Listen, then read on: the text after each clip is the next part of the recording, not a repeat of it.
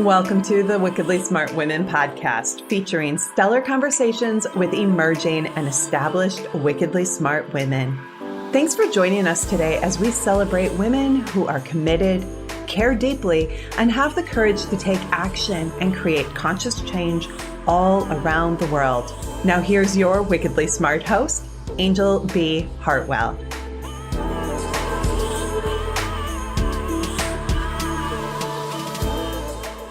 Welcome to another episode of the Wickedly Smart Women podcast, where we celebrate wickedly smart women and provide our listeners with a wealth of wisdom along with immediately actionable steps to be smarter, spunkier, and more successful in their impact and their leadership.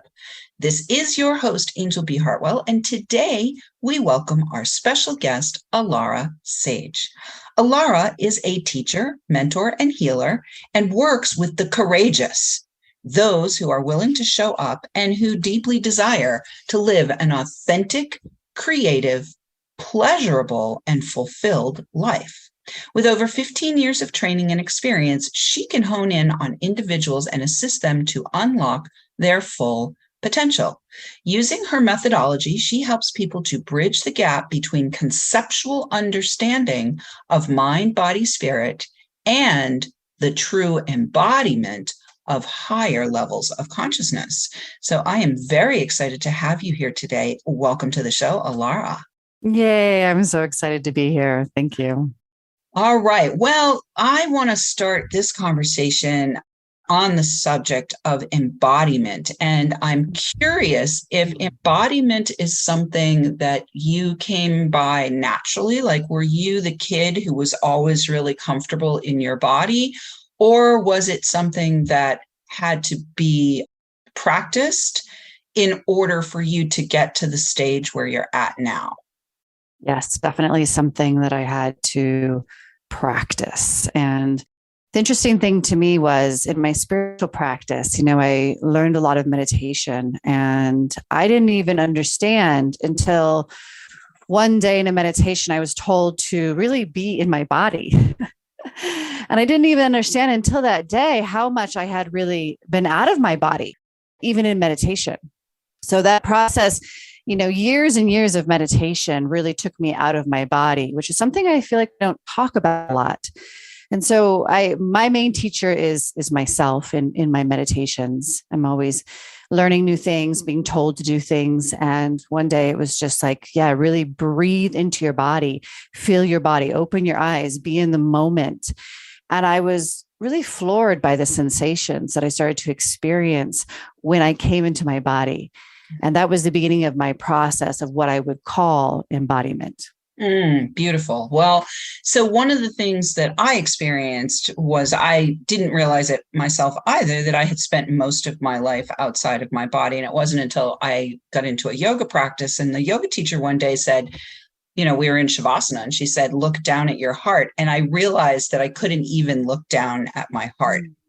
Got clear at that point that I was also out of my body. So embodiment is, can you give us a deeper, more robust definition of what it means to you to be fully embodied? Because you mentioned the sensations. And I think for me, at least, the more I started to embody, the more I was like feeling stuff that I maybe didn't actually even want to feel. And that's why I was out, right? Yes, definitely. I love that you bring that up. Yeah, for me, embodiment is really the bringing in of the more subtler bodies and opening them up into the physical. So we have our heart center, which actually is our portal between our subtler bodies and our gross bodies, as we would call them. And so as we embody, we open up these lower centers, our lower chakras, and we bring those higher consciousness energies into those lower chakras, into the physical. So ultimately, embodiment is the ability of your higher consciousness self to actualize through the physical into the physical reality. But it takes that practice of being able to, just as you said, that I love that you brought up, to feel, to be able to feel everything that's involved with the physical, to feel safe, to feel all the plethora of emotions. and to understand ultimately, though we're not the body, right? Because we're more than the body. The beauty of it is that we get to experience, we get to feel. And that's, to me, the beauty of really understanding embodiment. It's that we get to feel, we get to enjoy. We get to. That's one of my favorite phrases. Oh, yay. Yeah. Once upon a time, I had a great big to-do list, and now it's my get-to-do list, right? I want to speak a little bit about, like, for me, and I'm curious for you. For me, I discovered, as a result of beginning the process of raising my own personal awareness about how little I was actually in the body and how rarely I was actually present. For me, it became clear that the main reason I was out of my body was because I had a lot of physical abuse and emotional abuse and spiritual abuse and psychological abuse and so forth from my childhood. So can we speak a little bit about what would create the experience of disembodiment? Yes, definitely. Any kind of trauma, and this goes a lot into the vagus nerve, because we have this beautiful, vagus nerve that runs from our small intestines all the way up to our brain.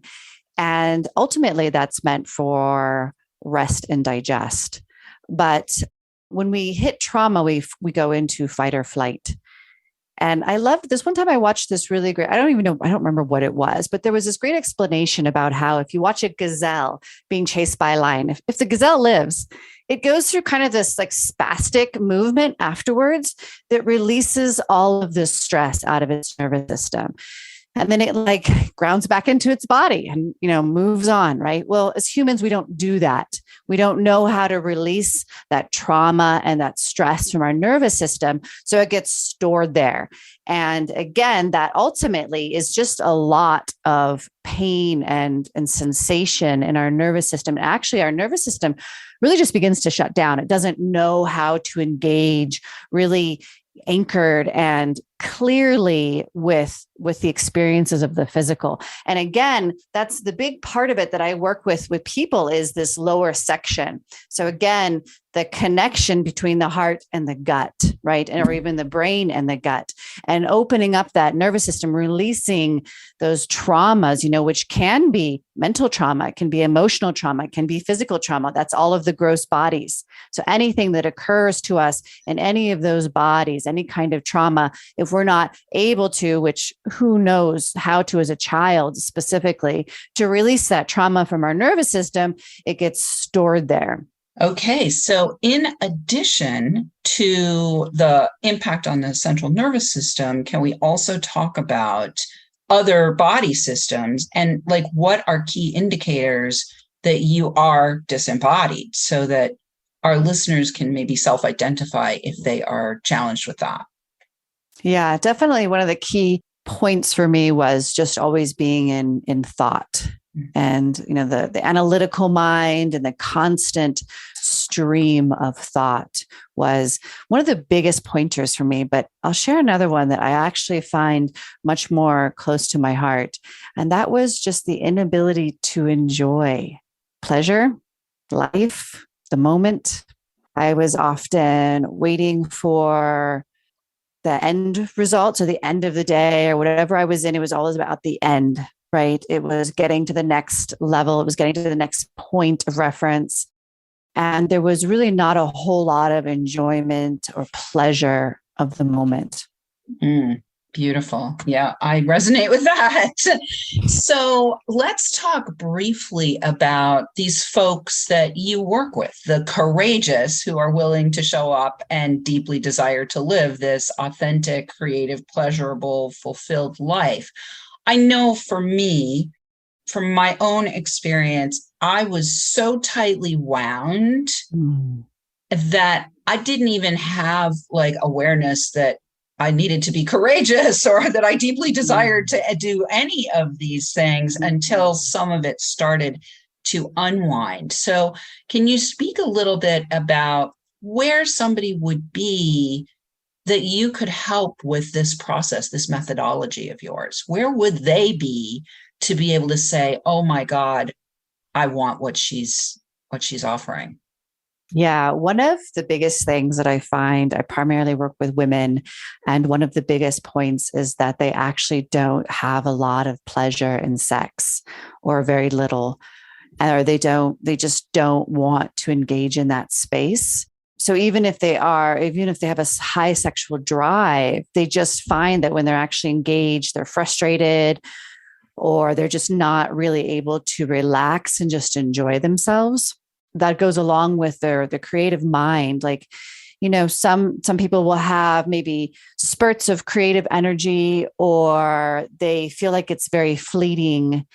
And so I help people to really like open that up, where they're tapped into their creative mind and energy all the time. And again, one of my primary clients are primarily women who are really in the masculine energy, and they tend to be, again, very, very mental and very, like you said, tightly woven, anxious. And as I said, like what I experience, it's like, okay, that's done next. That's done next. And just this real like beingness, right? The feminine energy of the beingness and the pleasure of everything, and the slowing down and the really finding of themselves in the moment. Beautiful.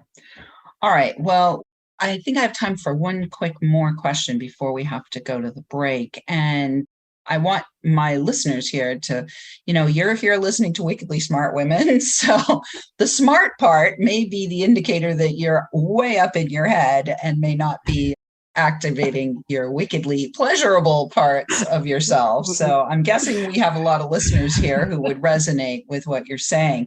This piece about sensation, I think I actually want to go to the break, and I think I want to pick up the piece about sensation on the back half of our break. So right now we are going to do that. And Wickedly Smart Women, we could use your help. If you're enjoying the show and want us to stay on the air, please consider making a donation at www.wickedlysmartwomen.com. We'd also like to ask you to share with your lovely lady friends who you think might benefit from our content. Help a gal out and let your sisters, mothers, daughters, friends, and colleagues know about the show so we can serve them too. I do want to say a huge thank you to our listeners who are downloading, rating, and reviewing. We are now up to 101 countries. And we're welcoming thousands and thousands of downloads from all over the world. We're going to shout out this week to our listeners in Malaysia, Morocco, and Mozambique. And we will be right back with Alara Sage.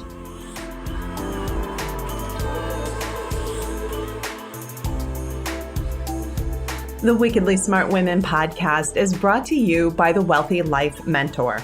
Women, are you on the edge knowing that life is calling you to make a change? Are you ready to be part of the evolution of what it means to be a wickedly smart woman, creating your wealthy life by design? A life that is an extraordinary work of art. Angel B. Hartwell, the Wealthy Life Mentor, is hired by women in transition. Women just like you who want to break through to their brilliance, become clear on the value of their wisdom, and embody a beauty-filled, balanced life of shameless self-expression. Discover your wealthy life readiness by taking the quiz at quiz.wealthylifementor.com.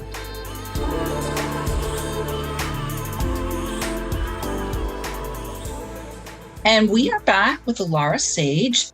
Before we went to the break, we were talking about embodiment, and we would love to have you go to alarasage.com to find out more about what she's up to, what she's offering here, specifically in the area of improving your sex life and or improving your creative flow, not just your creative mind, but also your creative energy. So you can go to alarasage.com. We will have that for you in the show notes.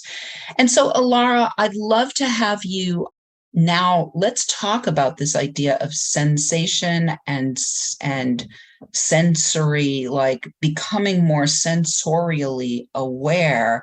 And maybe if you want to weave in a little bit about your methodology in terms of, because for me, as soon as the sensation started to open up, there was definitely a place in me that was just like, got to close down, so I'd love to have you talk a little bit about maybe building our capacity to feel. Yes. And I have a wonderful little personal experience with this because I don't like to run, but my body was always like, but it's good. It's good for me. So I was like, okay, body, I'll run. And usually I absolutely hated it. And I would put on music and I would be doing it and I'd be checking, am I done yet? Am I done yet? And through this process of embodiment, I was told during my run by my higher self to really feel it, to really be present with everything my body was feeling during the run, which was exactly what I was trying to avoid because I didn't like those feelings that my body was going through. And so I did, and I breathed into my body and I was super present with everything. And the most beautiful thing that happened is it turned into pleasure. And I actually felt orgasmic running, and I still do to this day. And I've had several instances in meditation where I've been shown how, pain is just the flip coin of pleasure, as hatred is the flip coin of love, and all of the ways that I've been shown the, duality and how we experience these sensations and these emotions and these energies. And every time, it's so beautiful when we are able to really surrender and let go into something and allow ourselves.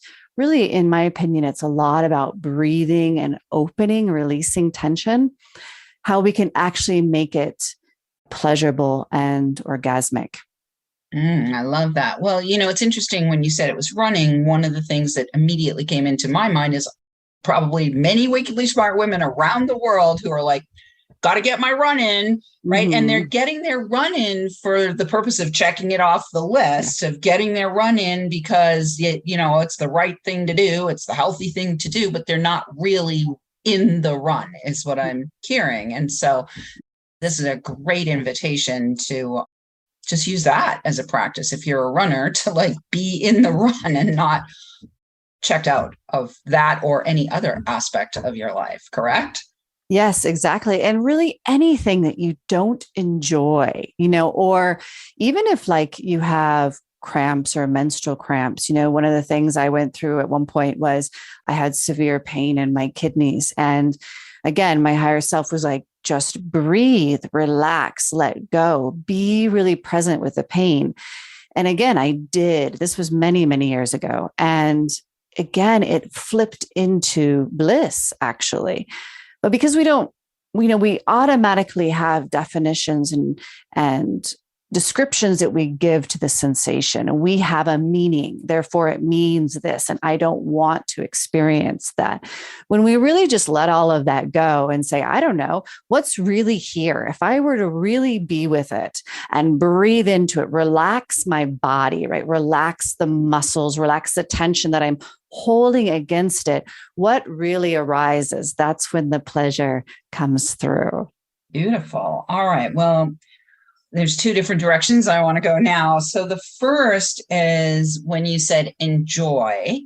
One of the things for me, and maybe true for others, that I feel like as part of the masculinization piece of the feminine, certainly over the last 40 or 50 years, the idea of enjoyment somehow got married to feeling guilty and putting it off. So can we talk a little bit about reaching for the enjoyment or being present for the enjoyment, and what might you help people to do to dismantle the guilt piece from this? Yes, I love that, because one of the things I call them permission slips, right? Once I'm done with work, then I'll enjoy. When I go on my vacation, then I'll enjoy. We have all of these rules and regulations around when enjoyment is available to us. So when I work with clients, a lot of it really is about the energies, as we spoke about earlier, that are stored in the body, and the tension, the guilt that's stored in the body that literally holds us tight like this and holds us out. So when I work with clients, we go right into the body, breathing into the body and energetically working with the body to release so that they can actually relax. I mean, it sounds so simple, but it's actually just not. We're just not in a society that has taught us to relax, and that, yeah, you get to enjoy now and give yourself permission right here, right now to be orgasmic. Like that is one of the things I'm ecstatic. I get to tap into what I call them bliss hits all the time. Like when I'm talking, like just now, like right there, woo, like I get orgasmic sensations through my body. Like I don't have to be, in sex. I don't have to be eating delicious chocolate, though, that's another beautiful opportunity. It can happen anywhere, anytime. But that starts with, of course, the permission. And then, yes, seeing where in your body, as you say, I want to enjoy myself right now. What shows up, right? What does your body immediately say to you? What do you feel? What are the thoughts? All of that is available as soon as we become present to ourselves in the moment. Beautiful. Well, I love this idea of being orgasmic. And as you said that, kind of what popped in for me is we're actually designed for that and have been programmed out of it. And so, yes, she's having a little orgasmic moan over that. I love it. All right. Well, I want to also talk briefly. I do want to talk about your methodology, but before we get to the methodology, I want to talk about how you said at the beginning that you learn from yourself. That alone is incredibly courageous and an incredible middle finger to the patriarchy, which says, or the authorities, which say you must learn from the authorities, right?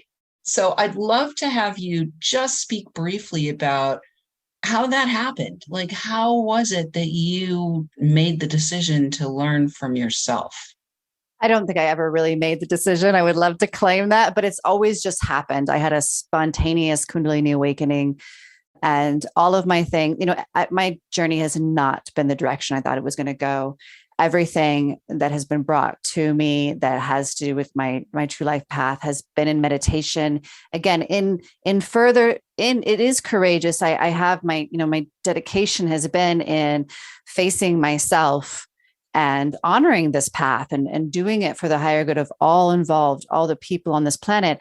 And so that dedication, that devotion has really allowed me the beauty of all of these teachings that I constantly receive through myself. And most definitely, I went through over and over again, my analytical mind saying, you need a degree, you need a certification. Who do you think you are?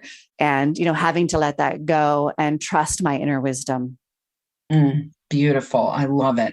So let's talk about receiving and the methodology in the last few minutes that we have here, because from what I'm hearing from you and also from experiences I've had and people around me that the circles that I travel in have had, when we do relax, we actually are able to receive from a higher level of awareness. So I'd love to have you speak briefly about your receptivity and the experience of receiving your methodology that you now work with people around the world to support them to become receivers too. Yes.